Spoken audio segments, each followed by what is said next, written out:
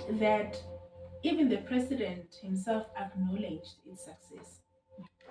And here comes the minister allegedly, no, it's not even allegedly, because he did disband.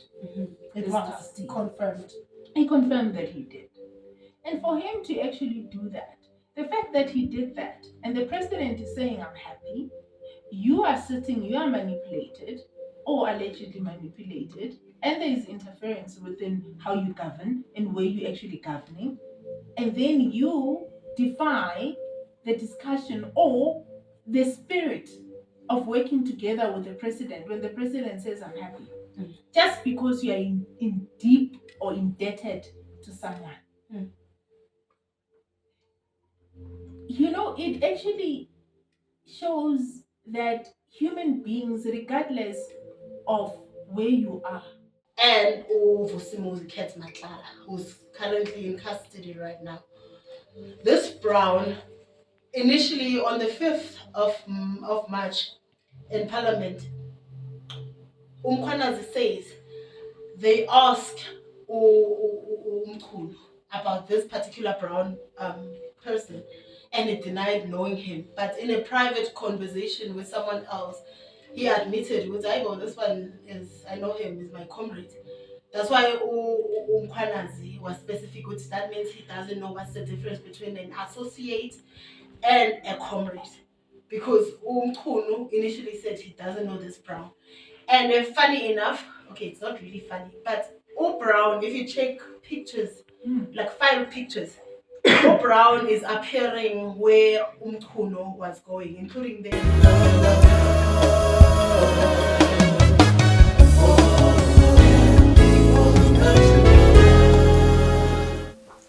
Family. Welcome to another segment of Beyond the Headlines. We missed you, actually. We actually missed you. I'm always with my co-host, Ntombi Nkosi. Ntombi? Greetings, my people. How are you? It is. Okay. Yay! It has been long. But I think we are becoming frequent now, hey? I must say. But anyways, if you haven't subscribed to this channel, please do so. Please click. Please share. Please like. We value your input. Today we've got a very interesting segment. And as much as we are so grateful in terms of once again having an opportunity to engage with you on the analysis of the current affairs issues, that has got an impact on the socio-political and economic dynamics of this country.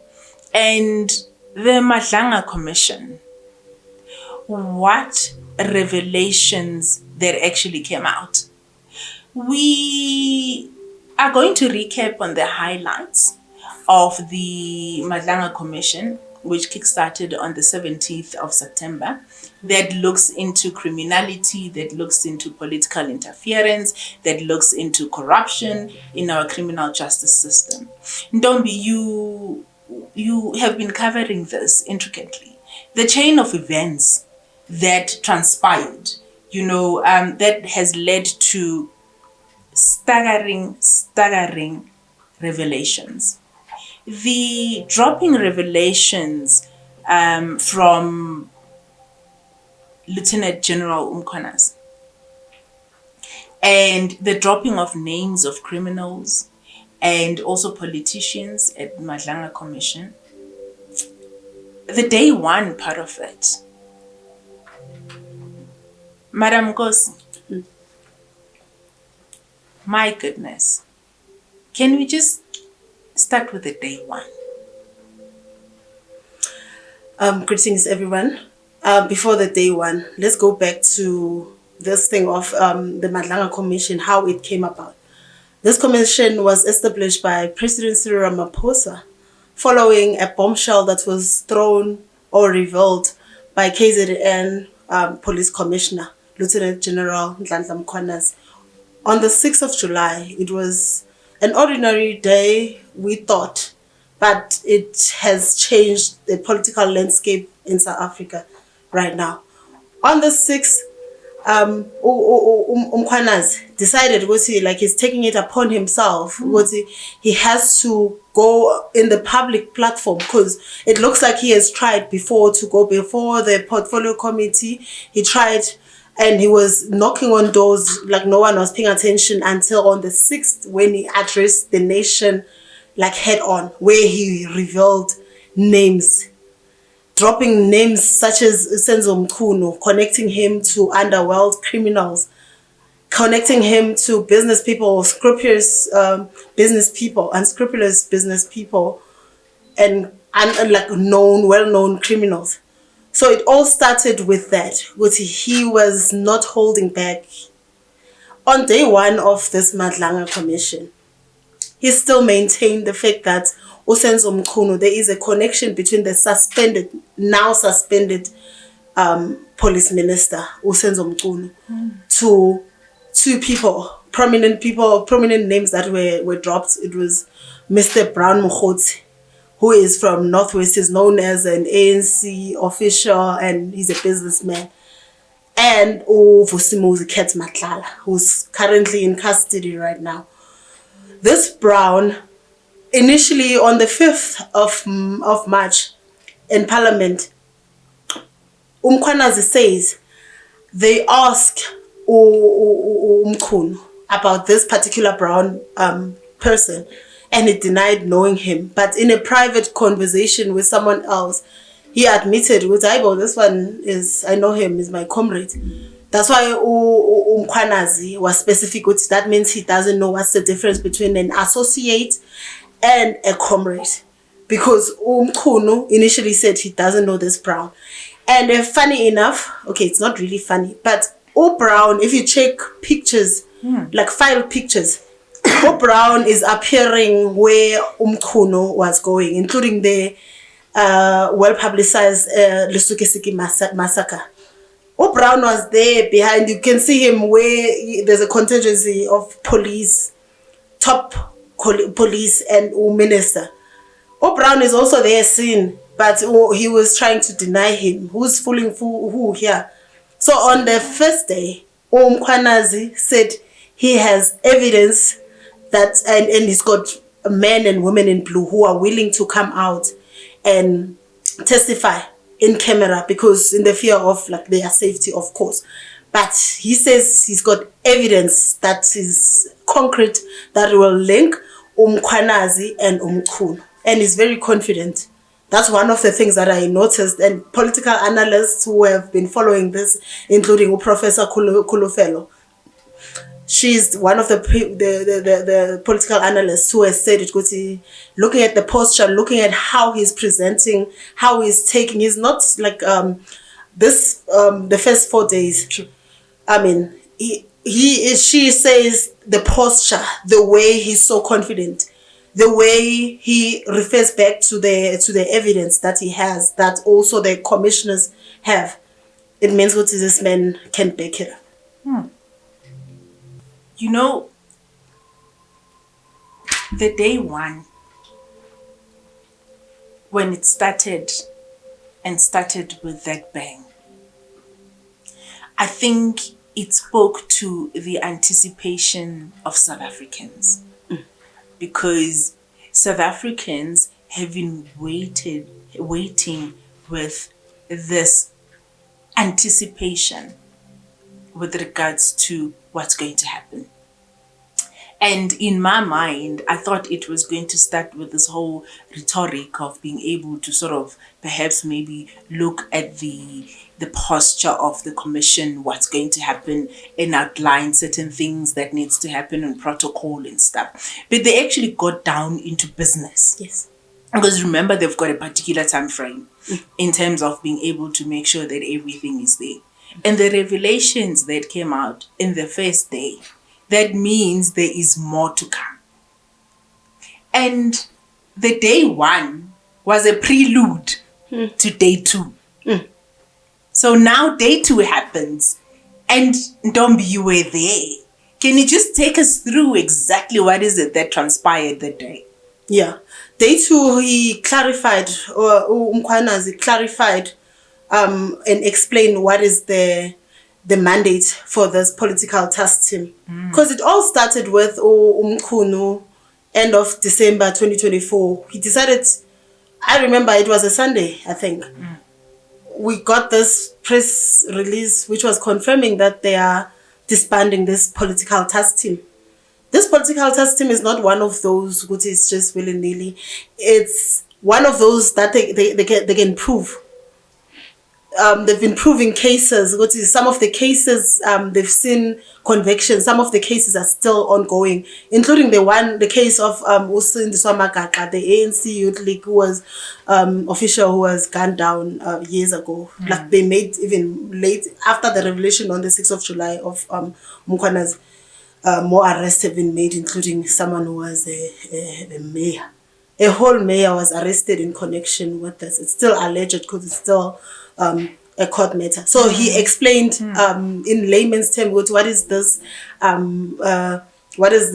political task team, how it was working, and how did it come about that it worked outside Gauteng, outside KZN. Initially, it was known it was a KZN political task team because that's where most killings were happening. But now, because of the successes, even Mkhwanazi says, even Cyril Ramaphosa was impressed with this team to the point that whenever they are outside the provinces, whenever there are problems, like the massacre in Eastern Cape, they were called in. Here in Gauteng, they were called in because of the heightened crime, including drugs, syndicates. So he explained to the nation what was this task team. He also revealed again, connected suspended minister Senzo Mkhulu. Let me backtrack a little bit. After the 6th of July, when he named him, Mkhulu has connections with the political underworld. The criminal underworld syndicate. After he exposed that, look now, in August, the police minister was suspended. He was placed on suspension. Currently, there's an acting minister of police, meaning that they really took it serious. It had an impact. Him having that press conference on the 6th of July really had an impact because we have seen minister being suspended, including General Shadrack Sibia is suspended. So we are on that day too. He also now he went to nitty-gritties explaining about Mogotsi and Mkhulu. He says he received a WhatsApp message in September 2024, a WhatsApp message from a person that he did not know, the number he did not know. It turns out it was Brown Mogotsi. And Mogotsi was talking about, like he had information and using police documents. Like you can see, this is SAPS. According to Mkhwanazi, that if you are not an SAPS, you're not supposed to, what business are you having with having such documents with you? But this guy sent those particular cases and alleged, one of the alleged defeating of ends justice case. And he says like he was surprised, but he receives another WhatsApp message, like where Brown is really saying, like he's talking, telling him, okay, this is what, there's a case that is currently being, in Mandeni, is currently being investigated. Like, so he must just, his people must back off a little bit. And that is odd. He said he found it odd, which is someone who's unknown to him is saying all these things. Until he paid attention, he went back and investigated, knowing him, how he's an investigator himself. He checked, that's how he found out, this guy, he's actually an associate to Mkhulu. He says he also confirmed this with the chief of staff in Mkhulu's office. Sure. He confirmed this Brown Mogotsi is an associate indeed. So they too was that he was linking these two people. So the firstly, I think the audacity of Mogotsi and the courage that he actually had in terms of being able to actually, I don't know what he was thinking. He's untouchable, I'm sure. Because at the time, he was actually thinking that, I've got the top bosses and I can be able to do things willy-nilly the way that I can be able to actually do it. The audacity for you to be able to actually send a message like that on WhatsApp on somebody that you don't know how it's going to be received. And it is, it shows exactly how the whole entire system has been captured by criminal syndicates. Let's put it like that. True. Because for him to have the audacity of sending that WhatsApp without even thinking of the repercussions that this might have, it says that he was very comfortable of the fact that he really thought in his mind that he's got his ducks on the road. Because he had this courage of actually sending that, not knowing what's going to happen. So he's the one that actually, he's the one that, he actually fell on his own demise. Because he's the one that started it. I'm sure he's dreading the day that he actually said. He's regretting, I'm sure of that. I'm sure of that. But also, the posture of Mkhwanazi, in terms of how he articulated what this task team does. And the fact that even the president himself acknowledged its success. And here comes the minister allegedly. No, it's not even allegedly, because he did disband. It was confirmed. He confirmed that he did.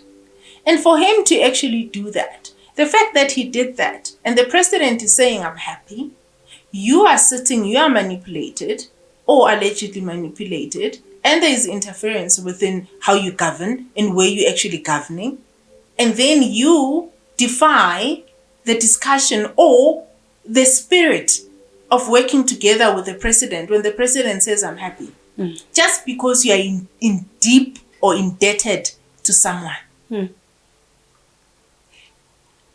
It actually shows that human beings, regardless of where you are and the political or the position in terms of where you are, there's someone out there that will manipulate and that will influence you. True. And politicians are no different.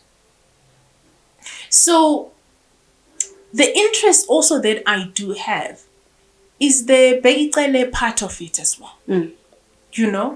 Because when he was talking about this, you can see that this thing is not something that started now. It is something that has been there over time. Yeah. And there has not been anybody that came out and said that. The fact that we must thank the man, and South Africans have done that he decided to actually wear a different uniform, the combat one. And when he was wearing that combat uniform, he went there to say we mean business. He was ignored because he did raise an alarm before with regards to these issues in Parliament. Yeah. And nothing happened. And now Parliament, the portfolio committee, is crying foul with regards to exactly that. In terms of which priority is supposed to be given in terms of accountability. But anyways, Ntombi, let's move to day 3. Yeah. Take us through that. Day 3, that's when he also implicated politicians. 2 of them. There's Diana Koula Barnard, who's with the DA. He accused her, she took information that was very sensitive, intelligence-driven. She took it to public, including Fidel Adams. Fidel Adams is the leader of the National Colours Party. He took information that was very sensitive, intelligence information. He went and opened cases, 3 cases that is, in different regions. He first opened a case in Cape Town. Then he went to open another case in Soweto. The documents are identical. He took that information, the little information that he had no proof of it. He went and said he's got proof that there's budget, there's money that was redirected into this political task team And even claimed that this money, this political task team is taking care of, or it's giving security, or it's guarding former Minister of Police, Ubheki. He dismissed that allegation. He said this was coming to this task team after explaining what is this task team about, how does it work, how did it come about, it becomes good we have this particular task team and the successes. So those two, they were also given the right of reply. We went to them as FMI to get reply. Diane, she was so quick to say she's a veteran. She's also a former journalist, by the way. And now she's with the DA. Like, she's in one of those open committees, so it's not like she's in a specific portfolio, but she managed to get the specific information and she used it, which was wrong. Then this Adams has got a bone to pick with Mkhwanazi. He's one of the people who criticized in the portfolio committee, who criticized Mkhwanazi, accusing him of the protocol. He says he did not go through the protocol proper channels to report this. He was not supposed to go to the press to have a press conference to reveal all this information. But somehow, in disguise, this information has helped. How many people have been arrested since? How many people have been suspended? Top politicians. So day 3 was that what way he was really connecting this thing of capture. They were mentioning the underworld, and now they are mentioning this. And also later in the last session, he mentioned the information about Vusumuzi Matlala. And Vusumuzi Matlala last week, the other week on Wednesday, he was denied bail. The court claimed that he was a flight risk, because right now it was found out because he's got like offshore accounts and he's got boats that can ferry him all over, wherever part of the world, if needs be, if he gets a bail. He connected Matlala to Brown to the minister, because he also revealed there's this Karim, a businessman from Northwest. His surname is Karim.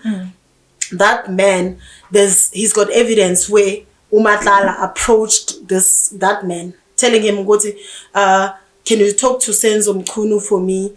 There's a contract, the police contract that's about to be cancelled. That is, the contract is it is worth 360 million. That guy has no business getting that contract. He has never done that service.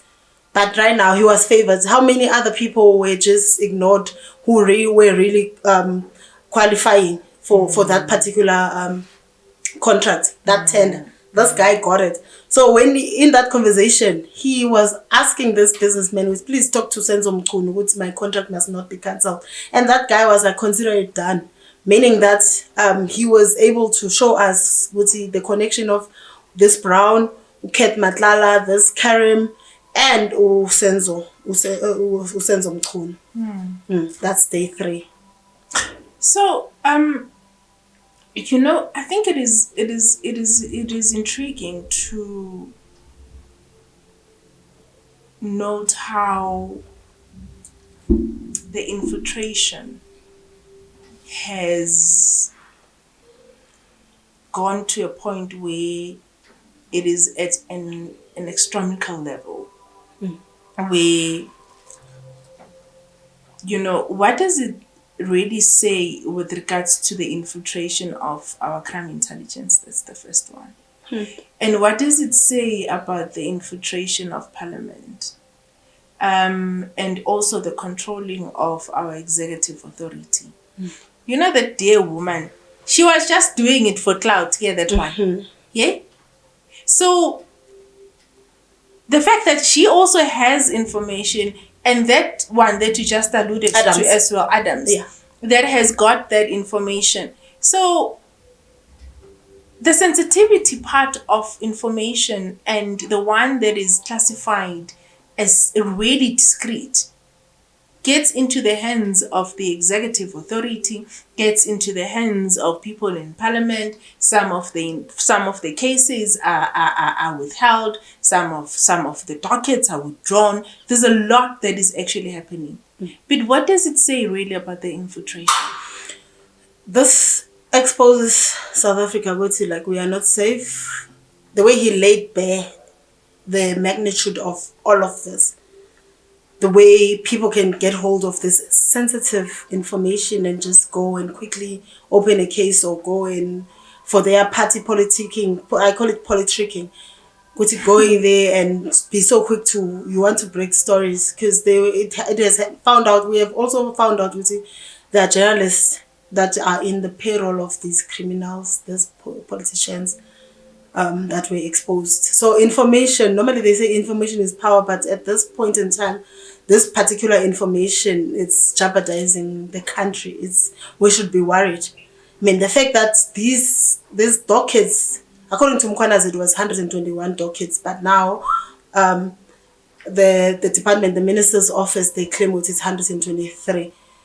Mkhwanazi even raised the issue of transporting those 121. Immediately when it was disbanded, he says no one communicated with him to say, okay, this political team is being disbanded. He even says National Commissioner Ufani Masemola did not say anything. So he had no say as Mkhwanazi because this was his team. The way he says how it was transported, went through from KZN, went through Free State before it got to Pretoria. So how many more hands has this been to? Sensitive cases. He also raised the issue in all of this. What about the families of victims? Remember, this political killings is real. There are so many kids that are fatherless, motherless right now, who are orphans because of this. So these people are now they only care about their structure, how they are seen in public, how they are respected, forgetting they are real people who are victims of this. So this political infiltration is bad for the country. It's bad. Now, he also classified the whole modus operandi as a really serious criminal syndicate. And, even went as further of saying that this is tantamount to terrorism. And that government cannot be captured in this way. There's a covert coup that was going on. And it is so serious that, as South Africans, we actually go about in our daily lives and not even understanding the magnitude of this. Because if people can be able to control government, people can be able to control the crime intelligence, and if people can be able to also control parliament, that means they are controlling us. Because that's the law. So that was a very covert coup that was happening.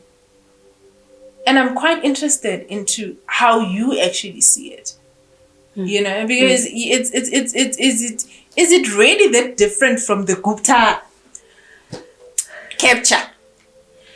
In my point of view, I think the Gupta, alleged Gupta, because it has not been proven, they have not even brought back the Gupta brothers to come in account in a South African court.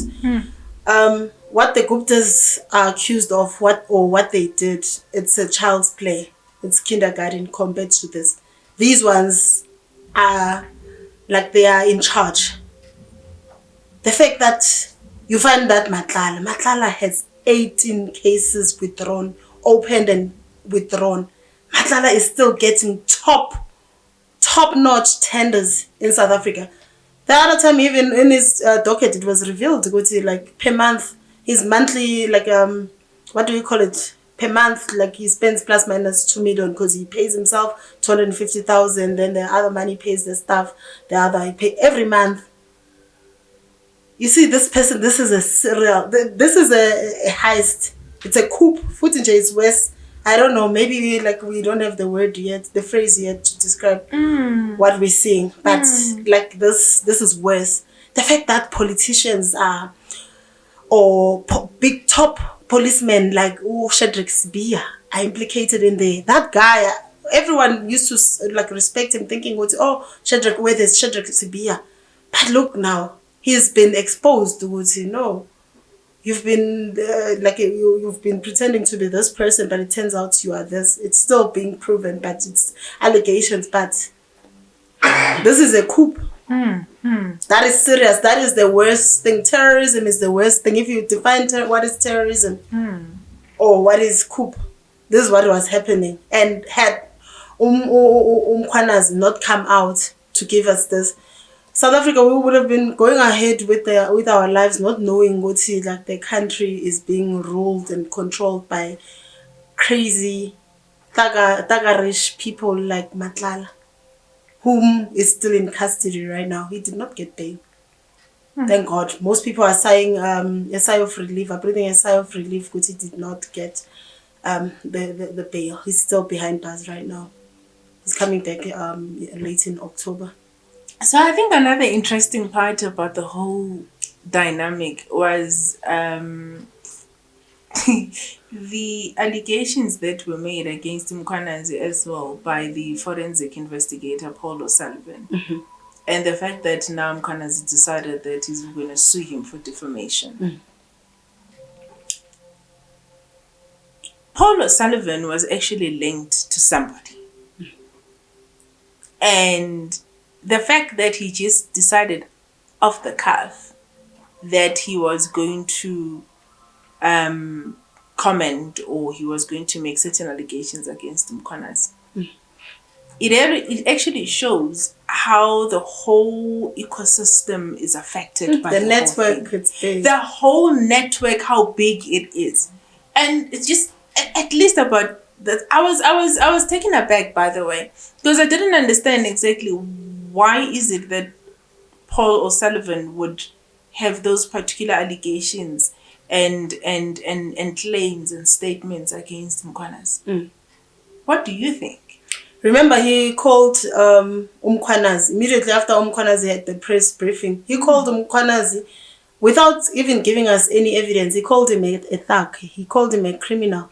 And Paul O'Sullivan more than once he is claimed like they are friends with Shadrack Sibiya. So when you connect the dots, he was so quick to jump and try to discard this guy, Mkhwanazi's evidence or whatever allegations that he made, because he has an interest. He has a friend in Usibiya, which is one of the things that really stood out. Mkhwanazi, to show that he's so confident with whatever that he has, he's still gonna, if he is called back to the community, to the commission, he's still gonna give us, he promised to give evidence, concrete evidence.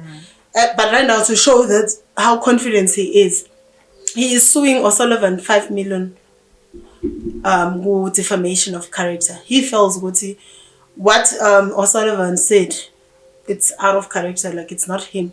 So he's willing to go to court and pick it up. That's why he's suing this guy 5 million. That's a clapback from Mkhwanazi, I think. Because this one was so, he chased the cloud. He went to the media and was so quick to say Mkhwanazi is a criminal without providing any evidence. And right now, coming back, he's shocked now, O'Sullivan. He's like, Mkhwanazi is trying to silence me because I'm a whistleblower. Now he claims that he is a whistleblower and he should be protected. Oh my goodness! Like it's so crazy. Oh no! It's a lot, Cindy. It's a lot.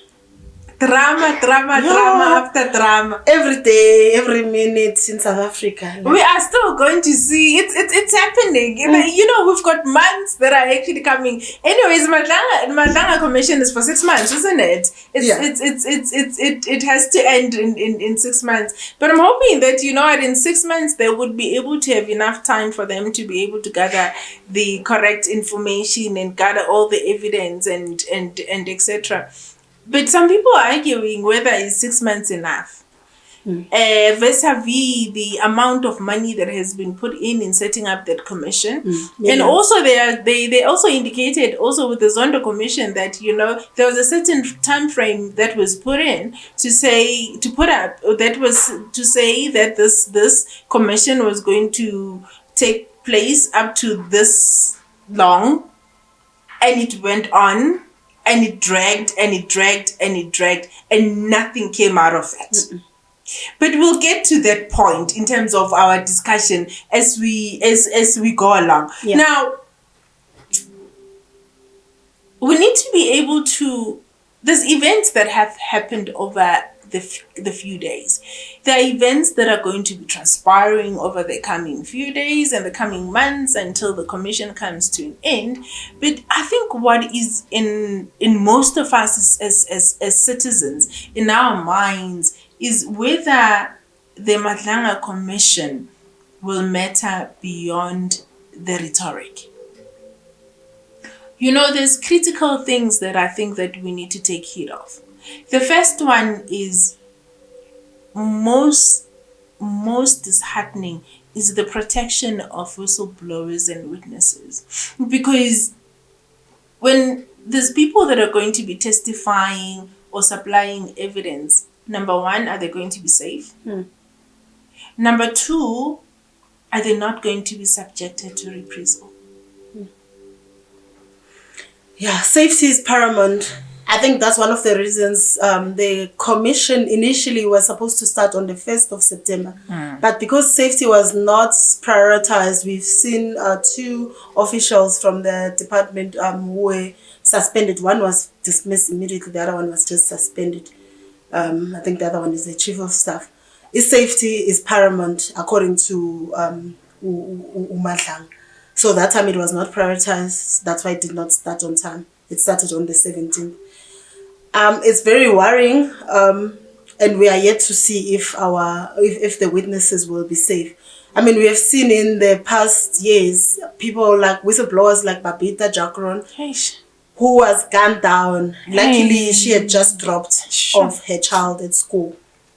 These heartless criminals opened fire and they shot her multiple times, killing a woman just like that, a human being in that matter. I know people were arrested and they've started to serve, but right now we don't know who really organized the mastermind behind the hit. So it's really worrying, and such is pushing people to a point that even if they wish to be whistleblowers, they aren't, because they're scared for their lives. They don't know if they're gonna be safe, they're gonna be kept safe. I mean, safety is paramount, yes, but we've seen people like Matlala and his family enjoying blue lights because the EMPD boss decided, Brigadier Kumalo decided, well, it's okay, let me just fit 4 or 5 cars belonging to this Matlala. Private cars, and they're using municipality money. Right now, if you can go to a Togoza, Bopejane Street, Bokambo Street, you find potholes. With that money could have been redirected to fixing real problems such as potholes or service delivery. But no, it went to people like Abu Matlala and their family. Remember that post that trended? The wife was recording, the kid was late for school, and they were using one of those, not one, because in the post you can also show us at the back, they are using vehicles that are fitted with blue lights. Such people, they can get such resources. How many people who are really supposed to be using blue lights are police or military police or metro police, no one else. But safety of whoever's going to be a witness, it's still yet to be seen. Will they be safe? Even Mkhwanazi himself. And one thing that happened like this week, that, on a lighter note, while he was still testifying, a microphone decided to make that noise. You know that noise that it happens sometimes with it's a technical thing where a microphone makes noise. You could see the evidence leader, Osilo. She was shook. She was holding her. You can hear behind the scenes other commissioners saying, "Whoo, I got scared." You see, and this guy did not even flinch. Like you can see with the training that he got. he just, his eyes are the only thing that moved. He even assured the commission with, you are safe, commissioners, you are safe, to Madlala, to the chair. Oh my goodness. So, I mean, that little technical glitch, like, it gave these people a scare of their life. So the issue of safety, it remains open. Yeah, no, I think, Ntombi, had we as a country or government was able to prioritize protection on whistleblowers and on witnesses, in particularly those that are seeing the wrongdoing and are coming forth, I think most of the cases that we do have would have been dealt with. You know, whistleblowing also goes back to government departments, goes back to corporates, goes back to municipalities. And you actually see how whistleblowers are being treated. They are being treated with disdain. You are punished. You are treated as not part of that particular organization. And at some point, you end up losing your life. And you are the one that has got that moral value of coming out and doing what is right. And a mob, I'll call them a mob, because it's not only one person that will be able to ostracize you the manner in which whistleblowers have been ostracized in this country. So we are okay with encouraging corruption. We are okay with encouraging criminality. We are okay with regards to seeing Ntombi as what they used to call in apartheid days in Pimpi, because that's what they label whistleblowers. So the fact that we're supposed to be doing justice to our country, we are okay with regressing for our own individual benefit. For me, that is the most saddest thing ever. Because the Papitas of this world, they've got children. The others that have been killed, they have families. True. So what are you saying? Are you saying that you are going to be in an environment where there is toxicity, there is corruption, there's maladministration, there's inefficiencies, and you're going to sit there and you're just going to observe, knowing what is happening? It's shocking. But anyways, the follow-up on those recommendations in Ntombi. So it's happening. It's 6 months. We are going to be having witnesses. We are going to be having testimonies, and we're going to be able to have evidence that is going to be presented to this commission. Yeah. I'm hoping that this is not going to be another Zondo Commission structure. Because the structure is almost sort of the same, the setup in terms of how it is, the terms of reference and stuff, in terms of what it needs to look at. But what is of interest is, will the law enforcement do what it needs to do? Prosecutions, your disciplinary hearings, are they going to be instituted? The ministers that have been fingered to have been done wrong, are they going to be taken to task? Is it going to Are they not going to be redeployed, or are they going to be now moved maybe from that portfolios and still serving as in a party in critical positions? And the senior officials that have been implicated, are they going to be facing real consequences? I'm hoping this is not a fuss. The Zondo Commission, my goodness, it happened for how long? Give me one person now that you can say statistically from all these people that have been named within the Zondo Commission of having done wrong. Yeah. And as much as they've got a right of defense and right of reply, what is happening? We have seen in South Africa, this commission is one of those commissions. We've seen the Sereti Commission.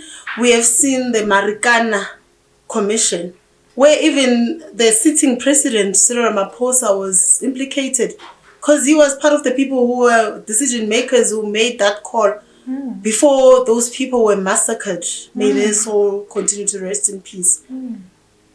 We've seen such commissions coming and spending millions and billions to that fact. This commission, the Zondo Commission of Inquiry into State Capture, about R1 billion was spent because they kept on extending. He kept on asking for extension. We were seeing people were willing to participate, others were not willing to participate. Out of the Zondo Commission, how many people that you can say, how many cases you can really say these people were implicated and these are the results? We are seeing them, they are still enjoying their position, nice position. Ugwede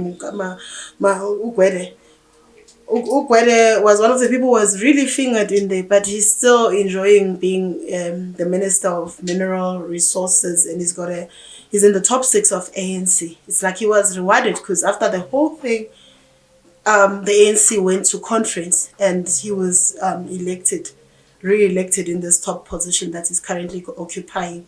I'm really worried about this particular commission, if it will really yield something, if we get anything out of it. We've already seen NPA's Batohi. She's encouraging people to be calm, and they must not take whatever that has been said yet. He says it's just allegations, they can't be taken to task. That attitude alone, when as your head of the NPA, you must already encourage people to whatever that is being said, we are taking note of it. But she's telling people no, like just relax, just don't take it serious. It's just allegations for now. It's not even gonna, it's not taken to task. So you can see already, like people who are role players in this, they are not giving us that confidence. As FMI, we also managed to speak with some people. We did a vox pop. A number of people, 80% of the people that we've interviewed, they say, yeah, it's all good and well that Mkhwanazi and the upcoming witnesses are going to implicate who and who. But they are worried it will be like another Zondo or another Sereti Commission or another Marikan, where no one is really taken to task. We don't see real arrests or convictions. You know, the saddest part about the whole thing is the fact that there's serious monies that are being thrown into these commissions.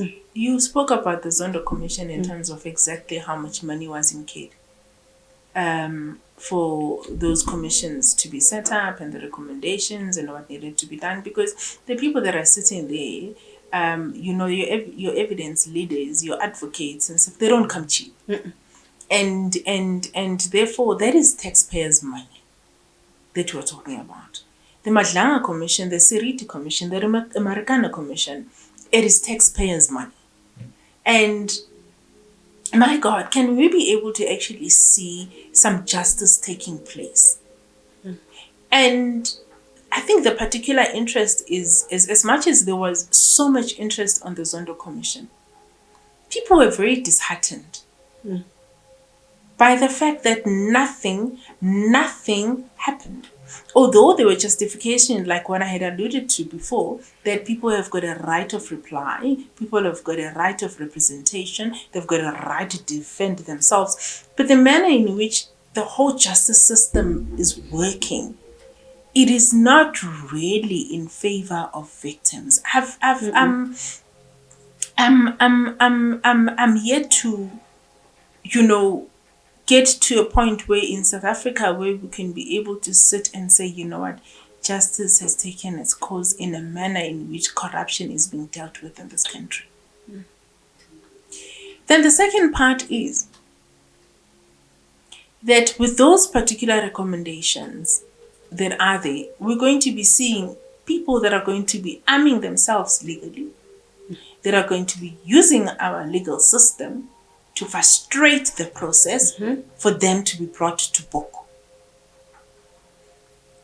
And the fact that the NPA head is not sitting and establishing a so-called war room with her whole prosecutors and sitting down and saying, look, there's a fireball. And when there's a fireball, as much as there are these, what she calls allegations, that have not been tested or whatever it is, can we sit down and plan? Get ready. In an eventuality that we receive 1, 2, 3, and 4. There are these individuals that have been named, or there is this thing that is actually coming. How do we now create a roadmap on how we're going to be able to deal with the eventualities when the recommendations do come out? I have a serious problem of the nonchalant attitude that we have in this country from politicians. And it's politicians across the spectrum. It is whatever, it is the governing party, it is the DA that does things as if now they can be able to do anything willy-nilly, like that MP that you just alluded to when we were talking, that you can be able... they even like taking things and putting them public. As if they're the ones that... they've got the scoop. They've got the Papa. They use information, Gabi. They acquire information in the wrong way and use it. It should be sensitive. For political clout. How do you use sensitive, confidential information for political clout for you to be able to make a statement? It's clout. It's disgusting. And then you don't even think of the implications when it comes to exactly that. Do you think they care? I don't think they do. But let's look at the whole ecosystem in wrapping up, Ndombi, of the criminal syndicates that have infiltrated so much in every spectrum into our economic where we are able to sort of operate in our economic environment, in our political environment, in our social environment. The fact that we've got people in power that are enabling certain things to happen, we've got a problem. Our country has a problem. And the problem cuts across the spectrum. Politically, socially, and also economically, because corporate itself has got an influence. Politicians themselves, they've got an influence. Socially, ourselves, there's issues. But in wrapping up, I think out of all these things would be the political will.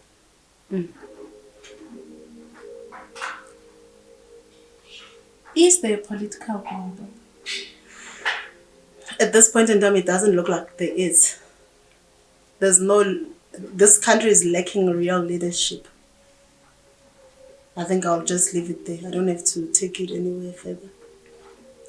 So, how the present government and other institutions will respond remains to be seen.